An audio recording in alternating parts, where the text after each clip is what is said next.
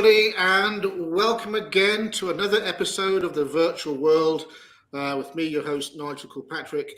And in this episode, we are talking about HR, and we are looking at the impact of immersive tech in the space. And I am so grateful to welcome Gabriella Eberhardt, who has an extensive career in the space of chief people officer and HR director for some major organizations like GE.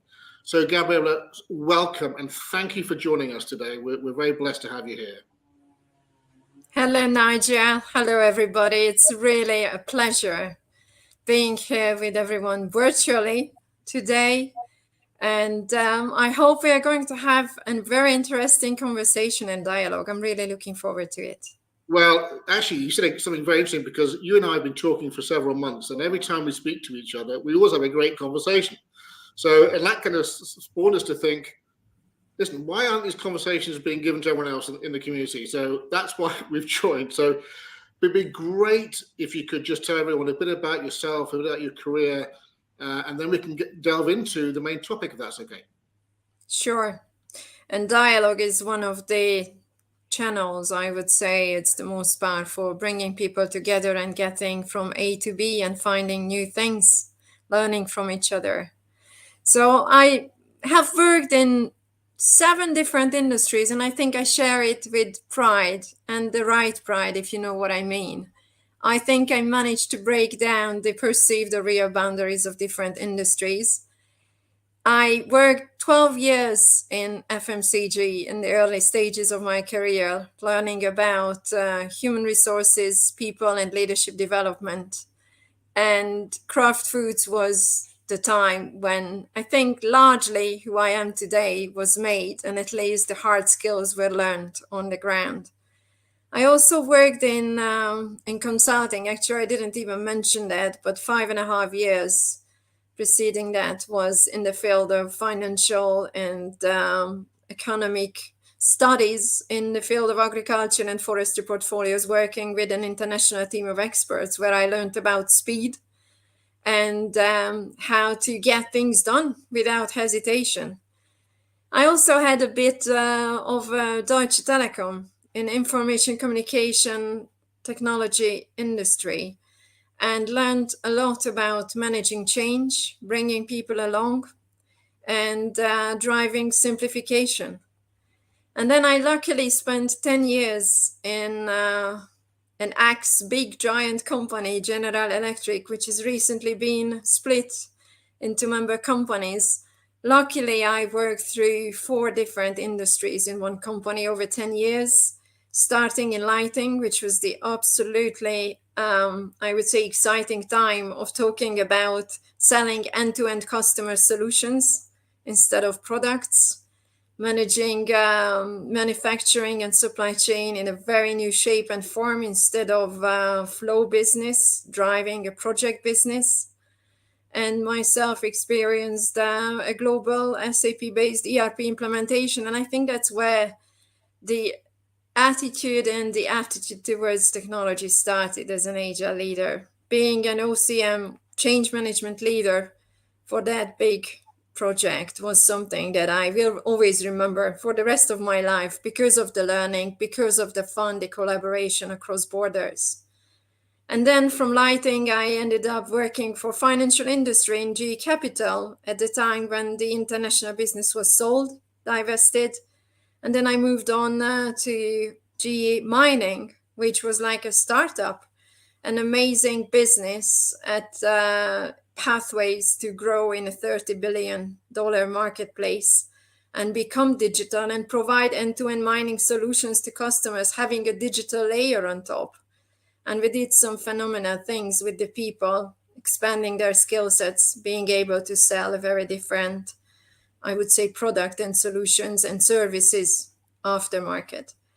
And then from mining, I moved on to GE Healthcare and spent 2 amazing years learning about pharmaceutical diagnostics and turning a nuclear medicine into a product business, certainly selling solutions with a digital layer appearing in it, with patients and customers in the front, accessing data and getting different outcomes.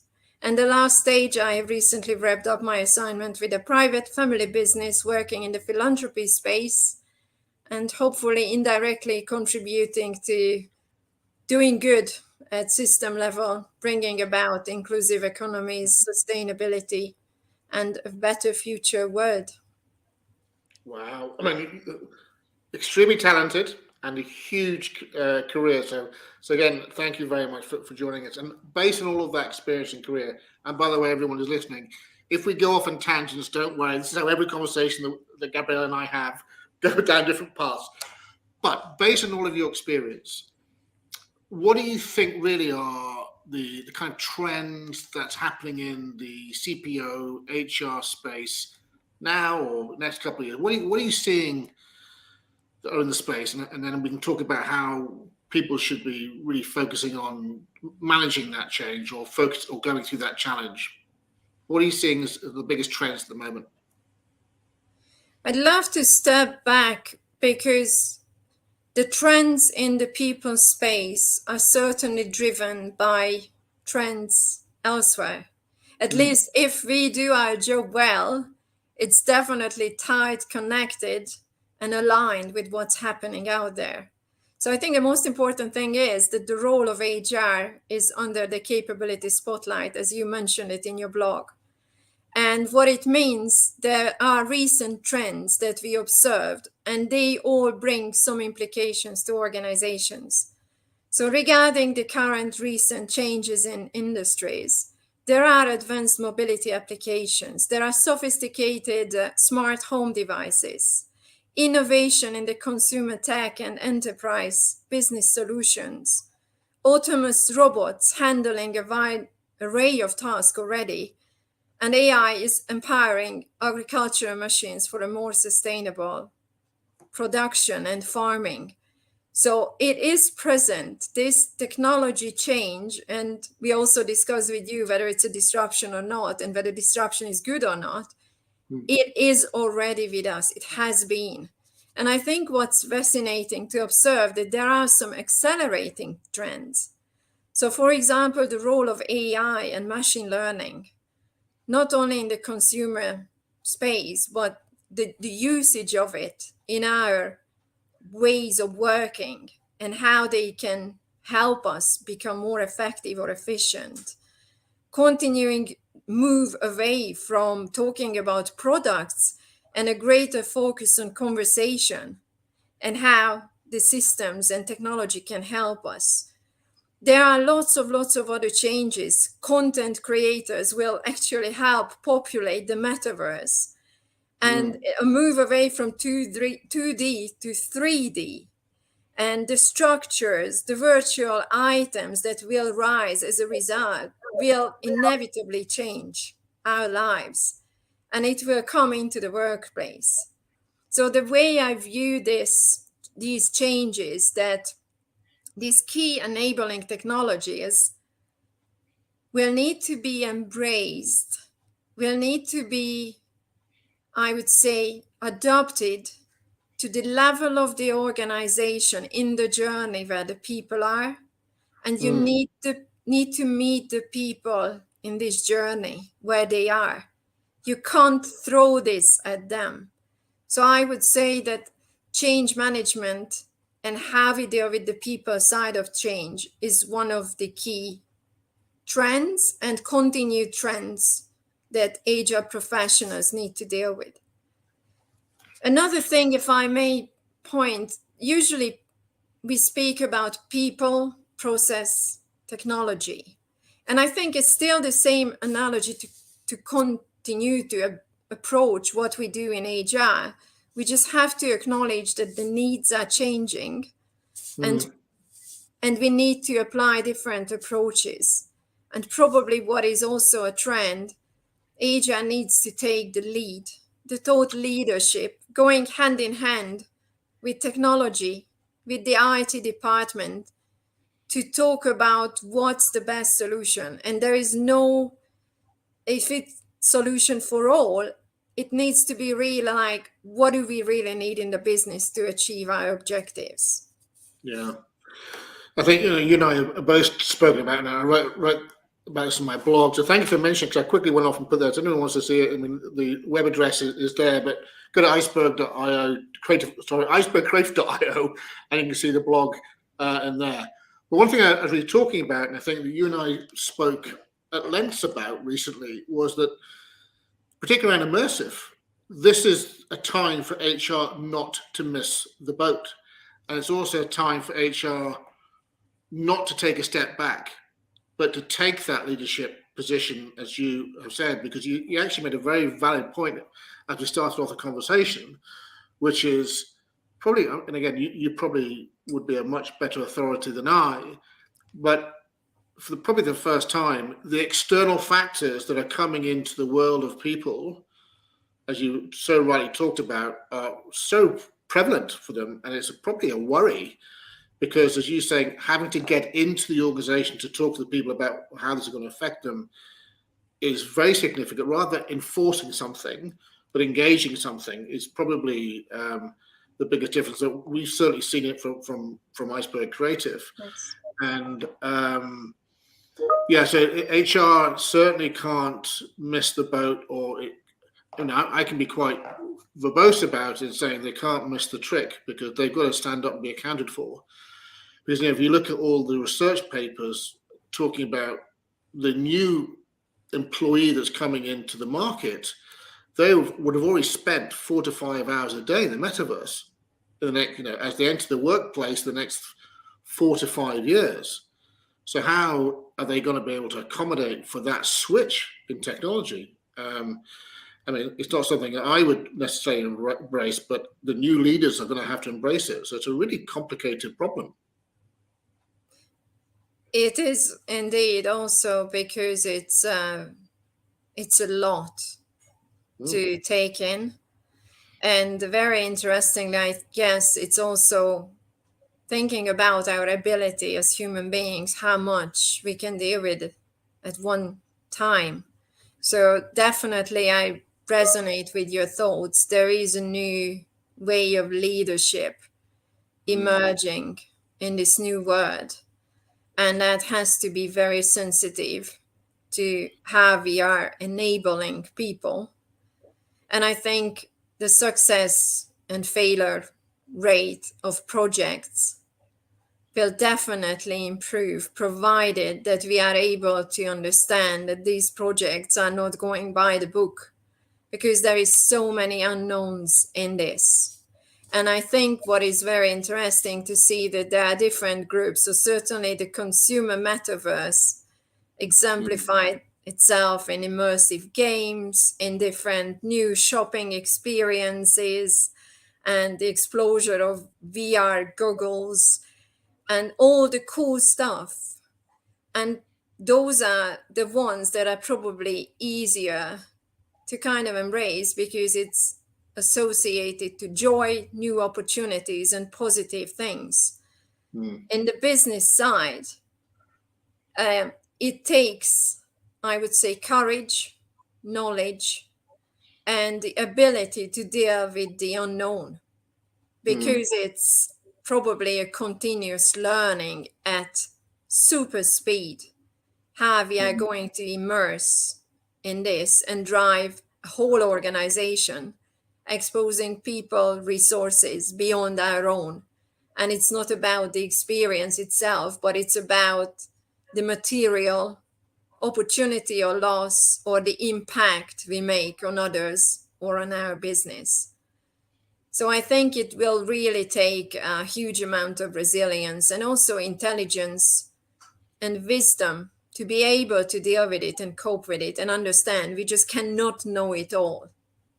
So collaboration, I think collaboration is going to be also another example that needs to happen in this space, because it's just so huge and complex, and size-wise and business opportunity-wise, the $100 billion total attainable market, what the industrial metaverse brings, it's a tsunami. Yeah. And actually, you talking about 100 billion, probably that was 2 years ago, probably. And I think, we did some market research ourselves recently, and the metaverse market in its own right is so scary, the size of it. But it encompassing everything. It's about everyone's saying, even McKinsey and Goldman Sachs are saying it's going to be 10 trillion. But when Wow. you break it out, yeah, by 2030, the end of this decade. So this is the first real decade of where digital transformation ends and engagement transformation begins, I think, with all the convergence of technology coming all at Yes. once. But I think, the industrial metaverse again will be 300 billion. And people think, oh man, well, 300 billion versus 5 trillion, that's not very big, but actually it's massive. And, it's the pay, as you quite rightly said, it's not so much about the technology, because the technology is there. We know it because this is what we live and breathe every single day. It's how it gets deployed into organizations, and where and what for. And like we've been talking about use cases, quite a bit about why HR and people teams and even compassionate leadership use cases and thought processes need to embrace this technology, but be very careful how they do it, because, as you quite rightly said, there's probably, if I was hearing correctly, collaboration, meaning there's a lack of understanding and know-how how to get deployed.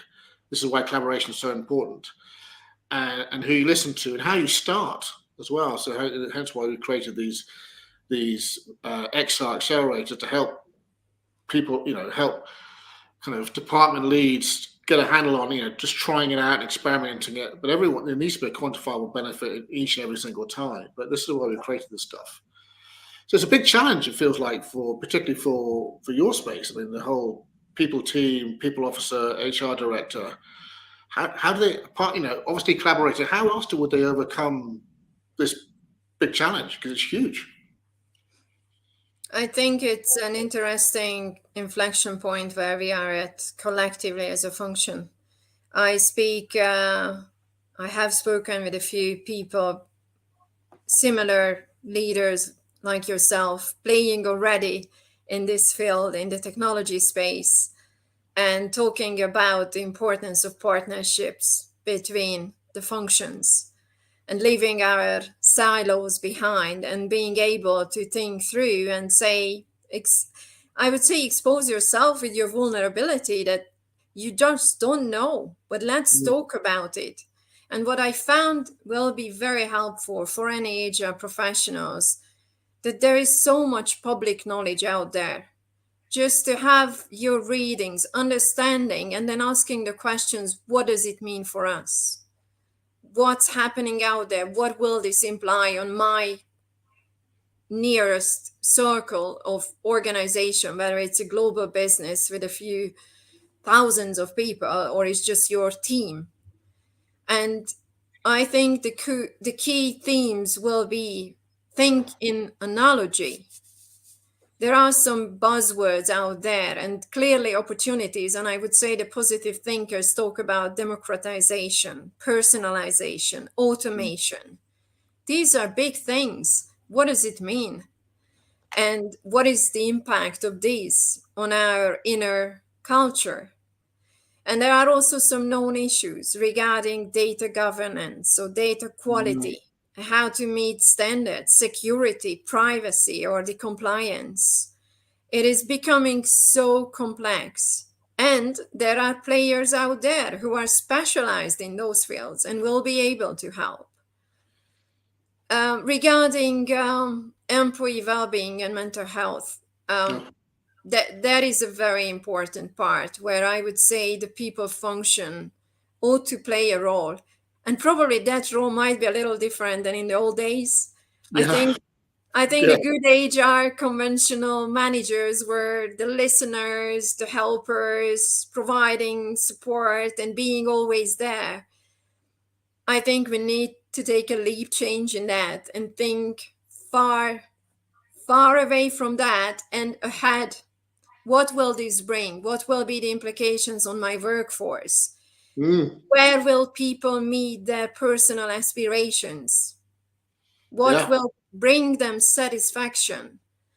And I think this whole notion of hybrid is going to evolve, and maybe hybrid is already hybrid in itself, that it's not only online and remote, but it's virtual. So It's staggering because, you were just talking about how HR need to view things differently, even from policy. I mean, is my HR operating model immersive enabled?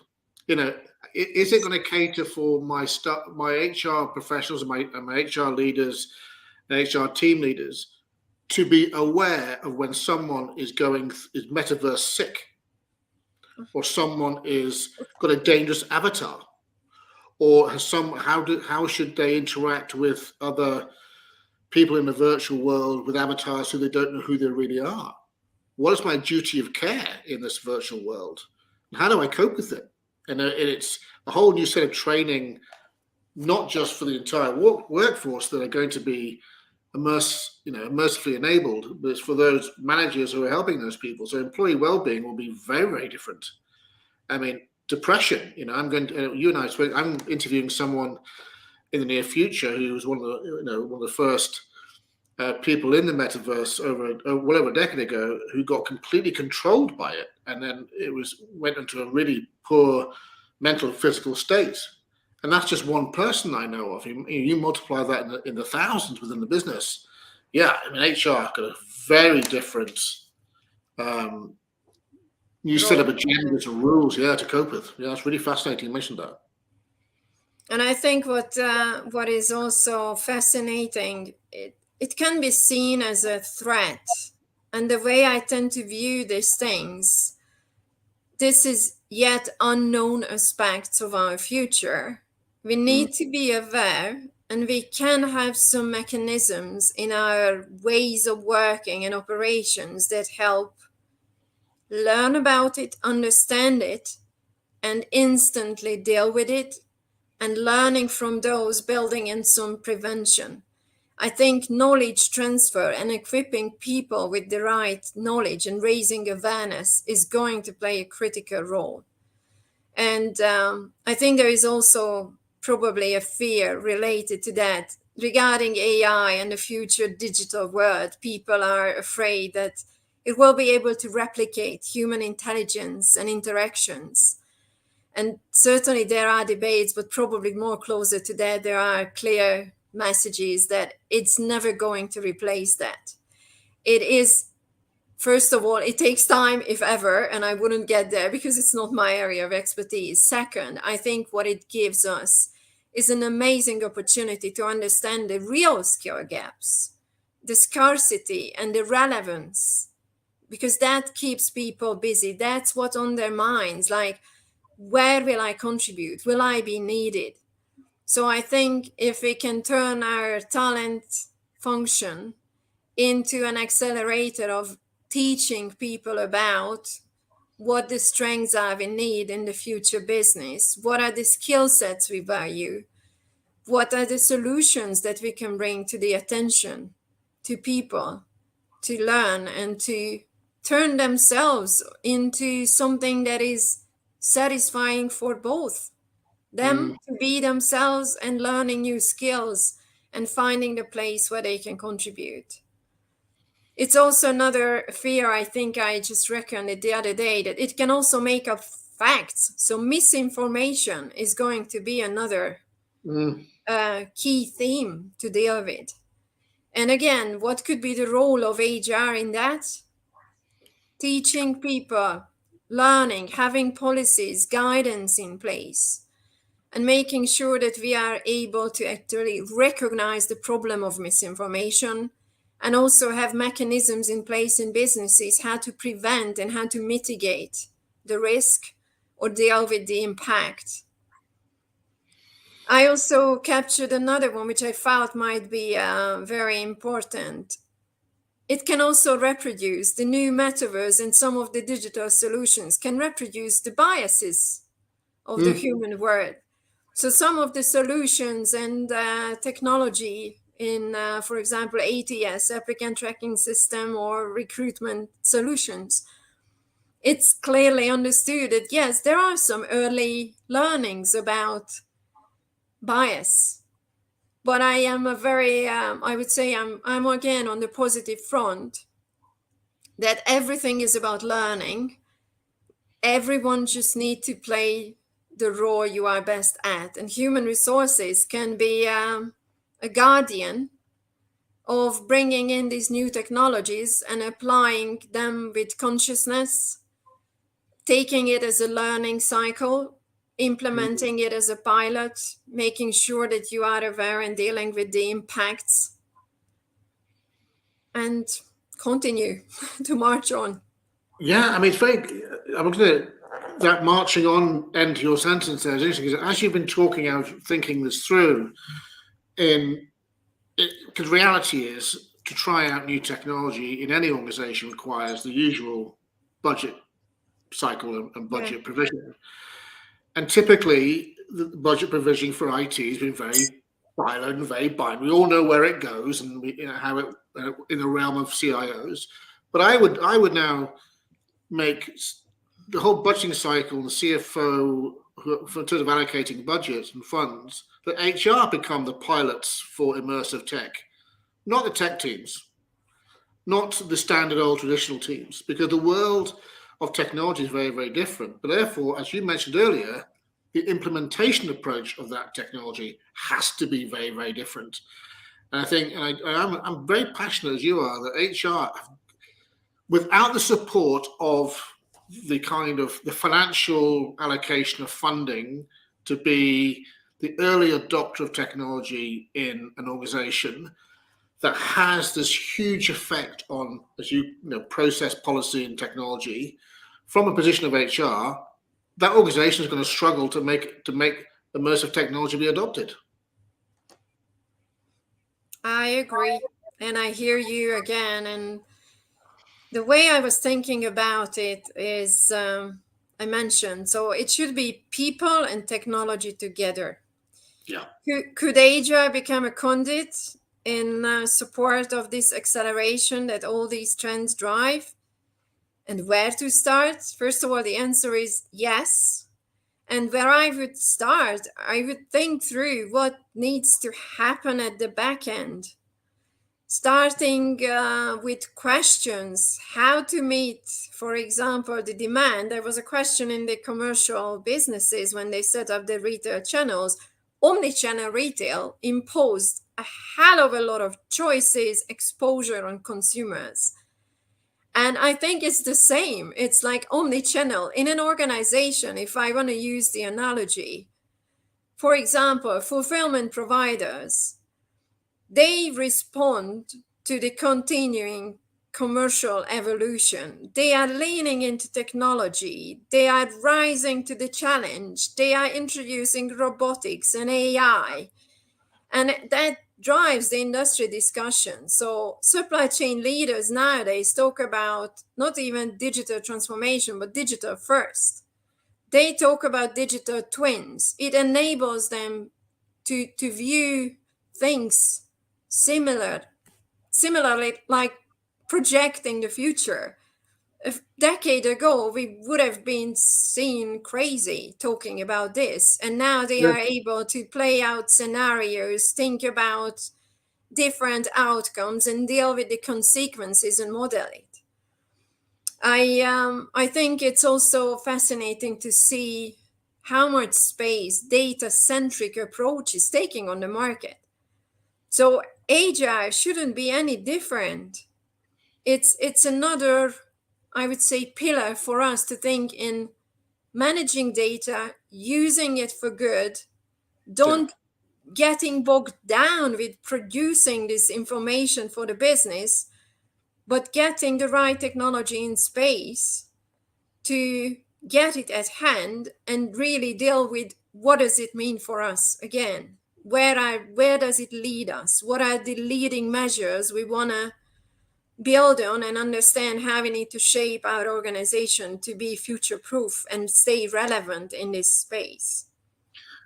Yeah, I think, again, leading on from your great advice there, you talked earlier about the inflection point earlier about where the function is sitting. And again, as you were talking, my little brain cells were thinking through, actually, is there a day in the not too distant future where, under the realm of the chief people officer, HR director, making a size organization, where that function has a center of technology excellence within it for the enterprise? And then I started thinking, well, actually, and you talked about digital twins. Will there be, again, maybe this is a whole different conversation, maybe I shouldn't be saying, but is there going to be a policy for the digital twin itself?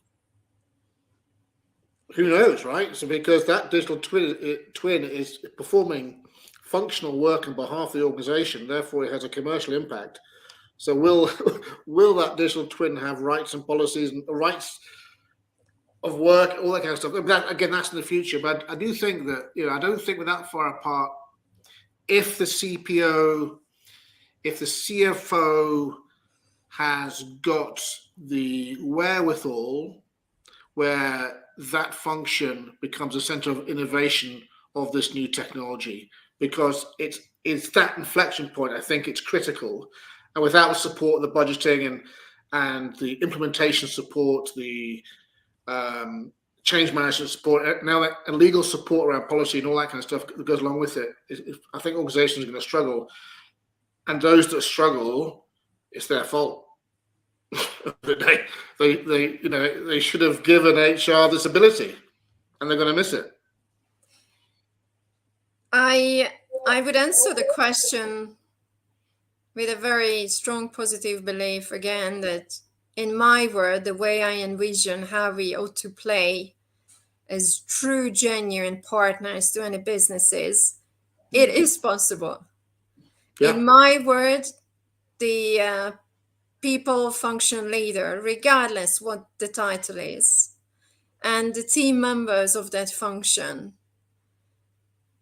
ought to be the ones enabling the right thinking to get business leaders to these decisions. And they ought to have I would say, the knowledge, the confidence, and the data points in a business case to have investments in the people, culture, and organizational side of any businesses. I think it is interestingly started outside of our functions, and I have myself questioned on our maturity curve as a function over the past decades, how far we have gone. And I see mixed messages. Some of them is the acknowledgement, and it's the right acknowledgement, that our function as the people function come far. And there are great examples where HR is leading the space.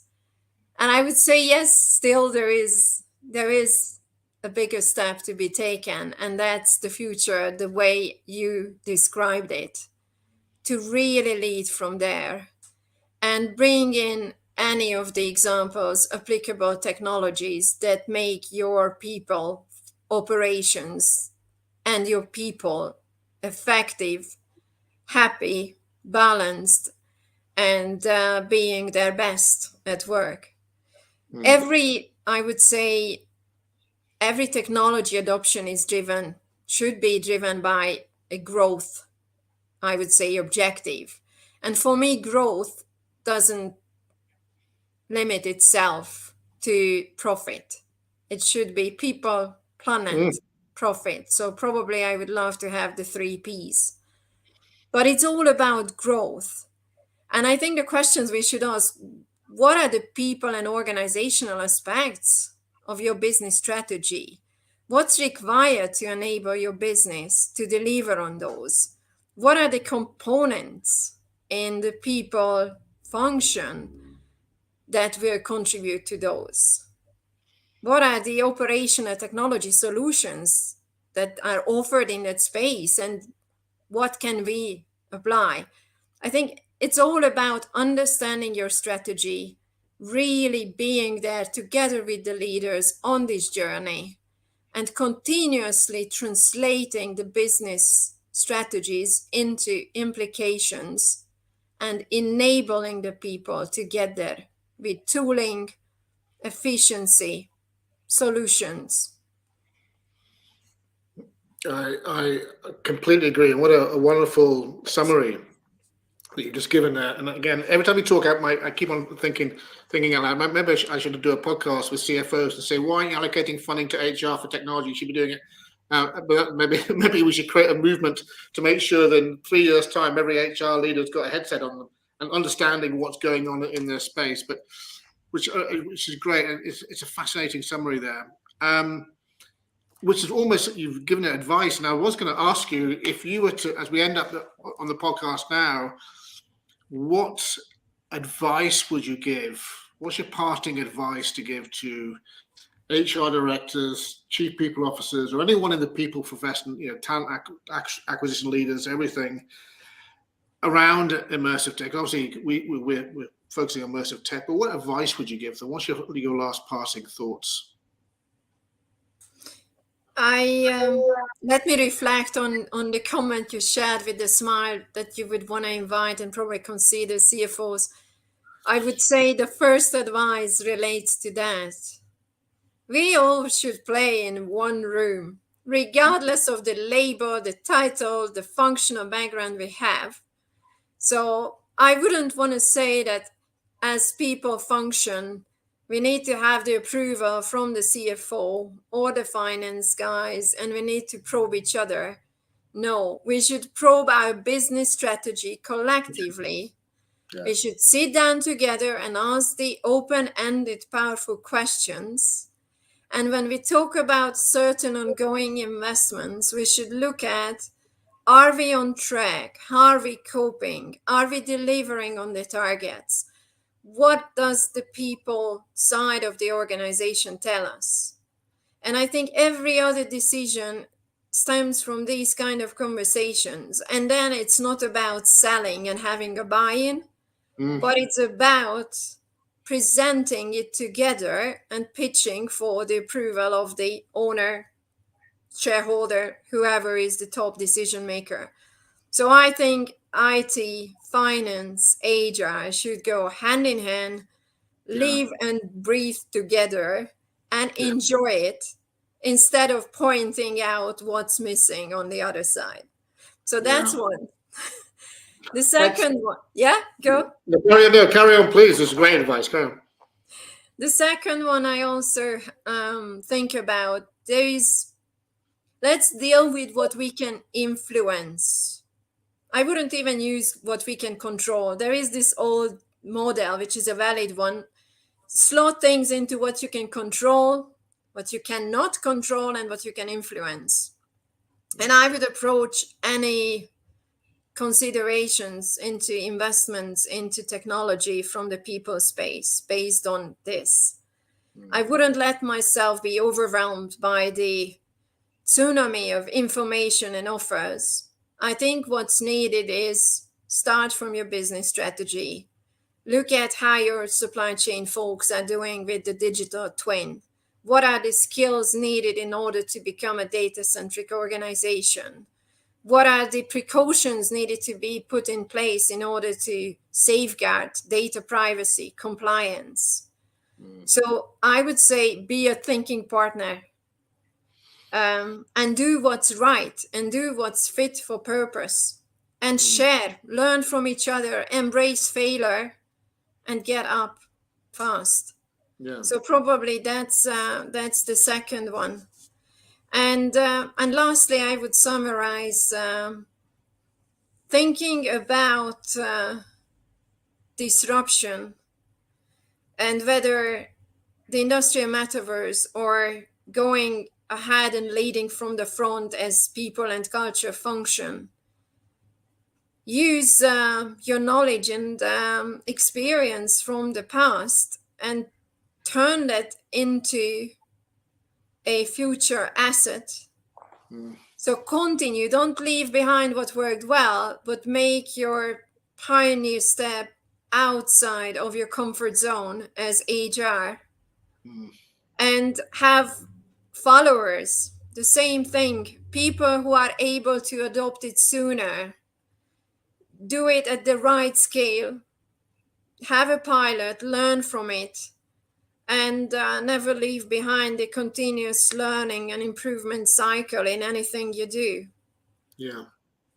So I would say business acumen and understanding the importance of learning and taking your journey as a learning organization collectively.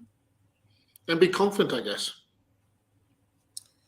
I think so, and that's tricky because this is not a safe space for anyone.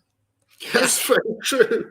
As we discussed, there are so many unknowns, and I think the best, you just need to embrace it and take it step by step. So, listen, Gabriella, I'm so grateful for it's been a wonderful conversation as always, and I think it's I'd love to have more conversations with you as the whole market progresses, and we'll continue this. But I'm so grateful for your time today. And I guess if anyone wants to reach out, please just send a message on LinkedIn and also connect you with Gabriella that way as well. So please feel free to do that. But thank you very much, as always. Really, really grateful for your time as always. So thank you, Gabriella. Thumbs up. It was very enjoyable, and thank you for your interest. I'm happy to be part of this journey together and happy to answer any question if anyone has after this session. It was my pleasure. Fantastic. Thanks, Gabriella. Speak soon. Indeed. Bye now. Bye-bye.